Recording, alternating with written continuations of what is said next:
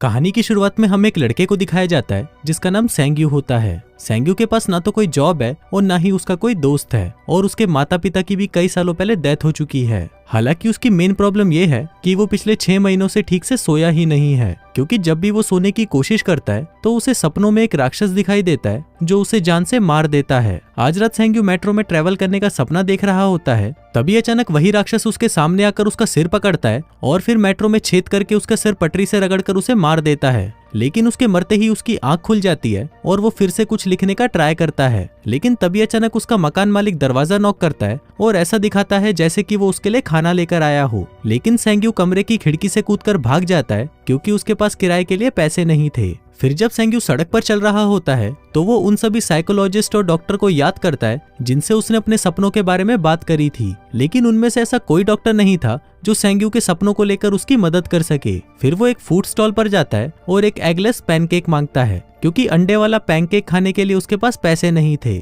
लेकिन food stall का मालिक सेंग्यू पर तरस खाकर उसे फ्री में ही अंडे वाला पैनकेक दे देता है। अब जब तक उसका पैनकेक बनकर तैयार हो रहा होता है तब तक वो गली के दूसरी तरफ एक कैफे को देखता है जहाँ पर हुआर नाम की एक लड़की काम कर रही होती है। सेंग्यू हुआर से बहुत प्यार करता है और वो उससे सालों पहले एक क्लब में मिला था जहाँ पर वो एक म्यूजिक शो कर रही थी। सेंग्यू को हुआर की आवाज बहुत अच्छी लगी, इसलिए वो तब से सिर्फ उसी के बारे में ही सोचता रहता है। तभी सेंग्यू का पैनकेक तैयार हो जाता है और वो उसे मजे से खाने लगता है, लेकिन तभी पीछे से उसका मैनेजर सेंगजी आ जाता है जिसको देखकर वो घबरा जाता है और वहां से भागने लगता है, जिस दौरान वो अपना पैनकेक भी नीचे गिरा देता है। लेकिन सेंग्यू ज्यादा दूर तक भाग नहीं पाता और सेंगजी उसे पकड़ लेता है। फिर वो उसे एक रेस्टोरेंट में ले जाता है जहां सेंग्यू उसे नूडल्स खाते हुए देखता है। तभी सेंग्जी उसे डांटने लगता है क्योंकि उसने अपने कॉन्ट्रैक्ट को पूरा नहीं किया और टाइम पर स्क्रिप्ट डिलीवर नहीं की। सेंग्यू उसे अपने सपनों वाली बीमारी के बारे में बताता है और कहता है कि वो कंसंट्रेट नहीं कर पा रहा, जिस वजह से स्क्रिप्ट अभी तक तैयार नहीं हुई। लेकिन सेंग्जी उसका कोई बहाना नहीं सुनता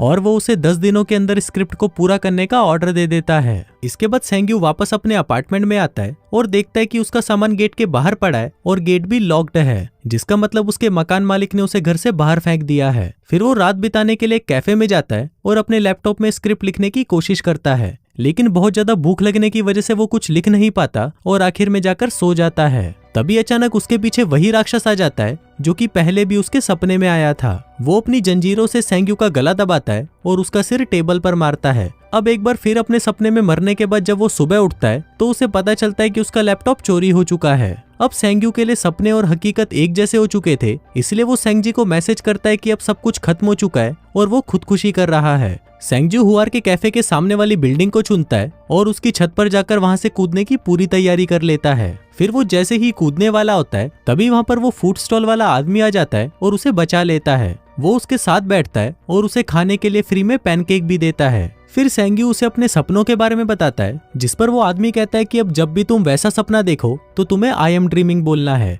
इससे तुम फौरन अपने सपनों से वापस आ जाओगे। अब सेंग्यू देर रात तक उसी छत पर हुआर को देखता रहता है। फिर रात को वो अपना फोन बेच देता है जिससे उसे कुछ पैसे मिल जाए और वो उनसे अपने लिए खाना खरीद सके। फिर सेंग्यू एक स्टोर में जाता है और वहां से कुछ चीजें चुराने की कोशिश करता है, लेकिन जब वो वहां पर लगे हुए कैमरास को देखता है तो वो अपना मन बदल लेता है, जिसके बाद वो खाना खरीदता है और स्टोर के बाहर बैठकर खाने लगता है। तभी अचानक वहां पर हुआर आती है जिसको देखकर वो चौंक जाता है। उसे लगने लगता है कि ये सब सच है, लेकिन तभी वो उस राक्षस में बदल जाती है और वो राक्षस सेंग्यू को कांच की तरफ धक्का देना शुरू कर देता है। वहीं दूसरी तरफ स्टोर मैनेजर को लगता है कि शायद सेंग्यू को कोई पैनिक अटैक आ रहा है, इसलिए वो तुरंत एम्बुलेंस को फोन करने लगती है। फिर वो राक्षस सेंग्यू को उठाकर अपनी तलवार से मारता है और उसे कांच की खिड़की से स्टोर के अंदर फेंक देता है। तभी सेंग्यू उस फूड स्टॉल वाले आदमी की बातों को याद करता है। वो उस तलवार को पकड़े रहता है और कहता है आई एम ड्रीमिंग। तभी वो अपने सपनों से बाहर आ जाता है और उसके हाथ में उस राक्षस की तलवार आ जाती है।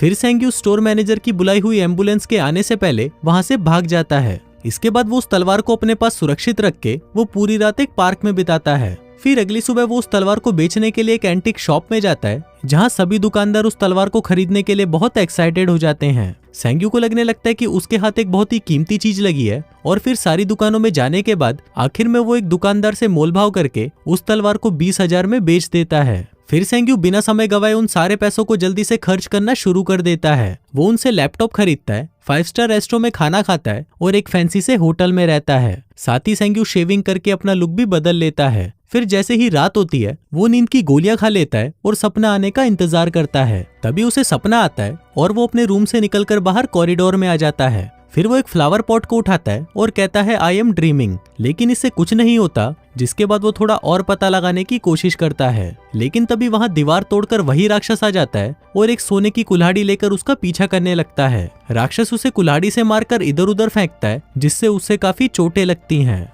लेकिन थोड़ी ही देर बाद सेंग्यू उस कुल्हाड़ी को पकड़ लेता है और जल्दी से कहता है आई एम ड्रीमिंग। जिसके बाद वो एक बार फिर से अपने हाथों में राक्षस की कुल्हाड़ी लेकर जागता है और उसकी सारी चोटें भी ठीक हो जाती हैं। फिर अगली सुबह वो वापस उसी दुकानदार को वो कुल्हाड़ी बेच देता है और उससे मिले सारे पैसे तुरंत खर्च कर देता है। फिर आज रात को वो एक नया प्लान बनाता है। वो सोने से पहले एक किताब में पुराने जमाने के म्यूजियम्स की तस्वीरें देखता है ताकि वो म्यूजियम उसके सपने में आ सके। अब उसकी ये चाल काम कर जाती है क्योंकि सपने में वो उसी म्यूजियम में पहुंच जाता है। फिर सेंग्यू अपने चारों तरफ देखता है और वहां पर पड़ी सभी एंटीक चीजों को देखने लगता है। फिर वो उनमें से सबसे महंगी चीज को चुनता है और वहां पर बैठकर राक्षस के आने का वेट करने लगता है। लेकिन इस बार वो राक्षस एक मशीन गन लेकर आता है जो कि सेंग्यू के प्लान से बिल्कुल अलग था। अब ये देखकर सेंग्यू दौड़ना शुरू कर देता है और गोलियों से खुद को बचाने लगता है, लेकिन आखिर में राक्षस उसे पकड़ लेता है और मार देता है।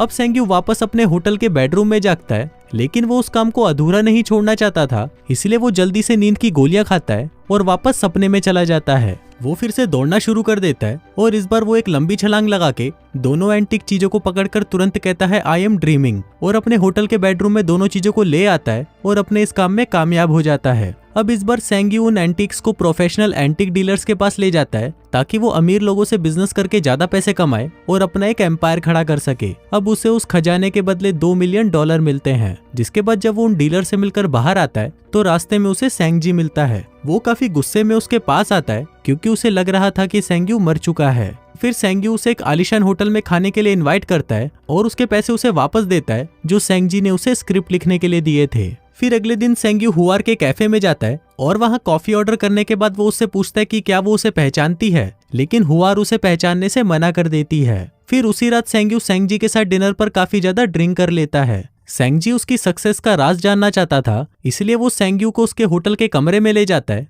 और फिर उसे बेड पर लिटाने के बाद वो वहां से जाने का नाटक करता है। लेकिन कुछ ही देर बाद वो वापस आता है और सेंग्यू के वॉलेट और चेकबुक को देखता है, लेकिन वो तब चौंक जाता है जब वो सेंग्यू को सोने की बहुत सारी चैनों के साथ जागते हुए देखता है, जिसके बाद सेंगजी भी उसका राज जान जाता है। फिर अगले दिन सेंग्यू हुआर से उसका कैफे खरीद लेता है और उसके साथ ये डील करता है कि अगर उसे प्रॉफिट हुआ तो हम पैसे आधे आधे कर लेंगे और अगर लॉस हुआ तो सारे पैसे मैं दूंगा। अब हुआर सेंग्यू की इस बात से काफी इंप्रेस हो जाती है और आज रात को उसे डिनर पर इनवाइट करती है, जहां पर वो दोनों अपने बिजनेस से रिलेटेड बहुत सारी बातें करते हैं। फिर सेंग्यू वापस अपने होटल के रूम में आ जाता है, जहां पर वो फिर से सपनों में चला जाता है और सेंगजी वहीं बैठकर उसकी बॉडी को प्रोटेक्ट करता है। अब वो अपने सपनों में बैंक लूटता है, जहां पर वो ये देखता है कि अब वो इन सभी चीजों में एक्सपर्ट हो चुका है। उसका अपने सपनों पर पूरा कंट्रोल है और वो अपने दिमाग से इन सभी चीजों को अपने इशारों पर नचाता है। वहीं राक्षस भी इसका कुछ नहीं कर सकता क्योंकि वो उसे भी मुंह तोड़ जवाब देना सीख चुका है। सेंग्यू अपने सपनों से लाल रंग की एक लग्जरी कार भी लाता है और साथ ही वो गिफ्ट के तौर पर एक पैसों से भरा हुआ बैग फूड स्टॉल वाले आदमी के पास भी रख देता है क्योंकि उसने उसे कई बार फ्री में खाना दिया था। फिर कैफे बंद होने के बाद सेंग्यू हुआर के साथ वॉक पर जाता है और थोड़ी सी बातचीत के बाद हुआर गैस कर लेती है कि सेंग्यू एक स्क्रिप्ट राइटर है। अब सेंग्यू पकड़ा ना जाए इसलिए उसने एक स्क्रिप्ट लिखी और सेंगजी को पढ़ने के लिए दी। तब तक वो एक सपना देखता है और जैसे ही सेंग्यू नींद से उठता है तो वो स्क्रिप्ट बहुत अच्छी होने की वजह से सेंगजी उसे पढ़कर रो रहा होता है। अब क्योंकि वो स्क्रिप्ट बहुत अच्छी थी इसलिए वो दोनों उस स्क्रिप्ट को एक फिल्म कंपनी को बेचने का प्लान बनाते हैं। साथ ही बेस्ट एक्टर्स को हायर करने के लिए वो उस कंपनी को पैसे भी देते हैं ताकि वो मूवी हिट हो जाए। कुछ दिनों बाद सेंग्यू अपने सपने में कुछ अजीब सी चीज नोटिस करता है। वो वहाँ पर एक राक्षसी मोंग को देखता है जो कि अपनी गर्दन को नीचे कर अपने सिंहासन पर बैठा हुआ था। फिर जब वो उसके शरीर से उसकी गोल्डन बेल्ट को निकालने की कोशिश करता है तो सेंग्यू की उंगलियां गायब होने लगती हैं और जलने लगती हैं। लेकिन सेंग्यू फिर भी हार नहीं मानता और अपना हाथ पीछे लेने के बाद वो फिर से उस बेल्ट को निकालने की कोशिश करता है और इस बार वो कामयाब हो जाता है। फिर एक रात सेंग्यू हुआर को उसी बिल्डिंग की छत पर ले जाता है जहां से वो कभी आत्महत्या करने की कोशिश कर रहा था। फिर वो उसे एक फायर क्रैकर शो दिखाता है जो कि उसने स्पेशल हुआर के लिए ही ऑर्गेनाइज किया था। फिर जब सेंग्यू अपने रूम में वापस पहुंचता है तो वहां पर सेंगजी आज रात का खजाना लूटने के लिए तैयार हो जाता है, लेकिन सेंग्यू उसे मना कर देता है और अकेला ही सो जाता है। फिर सपने में वो एक बहुत ही लंबी और खाली सी बिल्डिंग में पहुंचता है जहां पर बालकनी में उसका कोई इंतजार कर रहा होता है। सेंग्यू जैसे ही उसके पास जाता है वो देखता है कि ये तो बिल्कुल उसका हमशक्ल है। तभी सेंग्यू अचानक अपने सपने से बाहर आता है और अपने कंधे और चेहरे पर जले हुए निशान देखता है। फिर अगले दिन सेंग्यू फूड स्टॉल वाले आदमी के पास कुछ सलाह लेने के लिए जाता है, लेकिन फूड स्टॉल के पास पहुंचते ही उसके साइड में एक वैन आती है और कुछ गुंडे उसे किडनैप कर लेते हैं। फिर जब वो उसके सिर से कपड़ा उठाते हैं तो सेंग्यू देखता है कि वो उन गुंडों से चारों तरफ से घिरा हुआ है और उन बदमाशों का लीडर चैंगजी होता है। फिर जब सेंगजी पैसे लेकर आता है तो चैंगजी के आदमी उससे पैसे छीन लेते हैं और उसे भी किडनैप कर लेते हैं। अब क्योंकि सेंग्यू के पास बचने का और कोई रास्ता नहीं था, इसलिए वो उन्हें बेहोश सेंगजी के साथ अपने अपार्टमेंट में ले जाता है, जहाँ पर वो उन्हें अपने खुफिया कमरे में रखे एंटीक्स और महंगी महंगी चीजें दिखाता है। वहीं हुआर भी सेंग्यू से मिलने उसके अपार्टमेंट में आ जाती है। फिर जैसे ही वो लिफ्ट से बाहर निकलती है तभी एक बदमाश उसके सर पर कपड़ा डालकर उसे भी किडनैप कर लेता है और उसी कमरे में ले जाता है जहाँ पर उन्होंने सेंग्यू को रखा हुआ था। वहीं चैंगजी हुआर को परेशान करता है और सेंग्यू को उकसाने लगता है। इसी दौरान शेंगजी को भी होश आ जाता है। वहीं हुआर चैंगजी को लात मारती है लेकिन वो बच जाता है। तभी सेंग्यू भी बदमाशों को दांत से काट लेता है और वो तीनों बचकर भाग जाते हैं, लेकिन वो तीनों ज्यादा दूर तक नहीं भाग पाते क्योंकि सेंग्यू का बहुत ज्यादा खून बह रहा था। लेकिन तभी सेंग्जी उन बदमाशों को पकड़ लेता है ताकि सेंग्यू को भागने का समय मिल सके, लेकिन वो दोनों बदमाश सेंगी से ज्यादा ताकतवर थे, इसलिए वो दोनों मिलकर उसे मार डालते हैं। वहीं सेंग्यू और हुआर जैसे ही सीढ़ियों से ऊपर पहुंचते हैं तभी एक बदमाश उन्हें पकड़ लेता है और उन दोनों के साथ मारपीट करने लगता है। फिर थोड़ी देर बाद सेंग्यू अचानक खुद को बहुत सारे खंडरों में पाता है जहाँ पर वो किसी काले पानी से ढका हुआ होता है और हिलने डुलने पर जल्दी ही वो उसके शरीर से उतर भी जाता है। फिर चारों ओर देखने के बाद वो एक चमकते हुए गेट को छूता है